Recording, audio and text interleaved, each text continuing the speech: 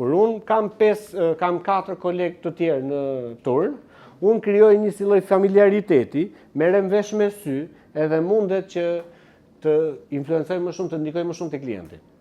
Kur unë thjesht ndaj zyrën, pra thjesht ndrohet njëra tjetra, unë e kam vështirë të krijoj atë afrimitetin me atë të skuadrës. Elementi i dytë që është shumë i rëndësishëm në krijimin e ekipit është që ti ta krahasosh ekipin me diçka. Nëse unë i them që shiko, ekipi 5 që nuk po shet shumë, po shet pak, dhe është faji i ekipit që nuk po shet shumë, ai do thotë jo pa ne po këne, ti thuj, po ja pra shi ekipi i dytë, po shet më shumë. Neve duam të krijojmë një model suksesi në kompani, nga neve të marrim shembull. Në qoftë se neve për momentin e kemi që të vështirë sistemin që të masim shitjet individuale, të paktën masim shitjet e grupit, edhe themi këtë gjë që ekipi 1 shet 10 herë më shumë se sa ekipi 2. Çfarë problemi ka? Se i herë shi, i herë kështu, po pasaj, atëherë, kur ti krijon model suksesi që ky ekipi 1 është më i mirë se ekipi 2, atëherë themi, ore, çfarë bëjnë këta? Si flasin këta me klientët? Çfarë skripti përdorin? Apo janë blet gjithë të 16 që kanë 16 vjet në kompani bashkë edhe këta të rinj janë veç edhe po na dëmtojnë skuadrën. Pra ka shumë pyetje që neve i ndërtojmë dhe rrisim shitjet tona personale, pra të ekipit ton, po edhe të kompanisë.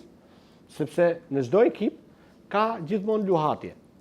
Edhe kur ti nuk është puna me kriju rivalitet, se më thamë çik më përpara që kush është më i miri nuk e tregojmë neve, se na zihemi njëri tjetrin ose kanë problem me atë xhelozin. Unë mendoj që më mirë t'ia themi, por t'ia themi në këtë lloj forme që shiko, ky është më i miri vëlla dhe merrem mëso çfarë mund mësosh në një gjë nga ky.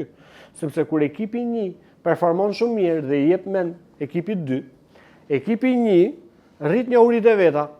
Pse? Se tregohet prall, tregohet krenar, tregohet kështu, i shikon, ne ja dolëm, ne bëjmë atë plasim shampanja, gjërat, edhe ai tani fillon edhe punon vetëm për krenarinë e vet personale, edhe të thotë, s'ka nevojë, okay, lekët patjetër bonusi targeti e këto, po më shumë kështu që dalë që tregoj që unë isha më i miri, ose ne ishim më të mirët, edhe kur unë tregoj suksesin, unë më shumë tregoj vetes time se si ta përmirësoj dhe si ta forcoj më shumë. Për shembull, kjo shprehje që e përdor unë klientin është shumë e fortë. Përdor edhe ti dhe do ta bësh. Edhe dhe pastaj fillon ekipi 2 Sedra. Nuk po themi për luftë, po themi për Sedër.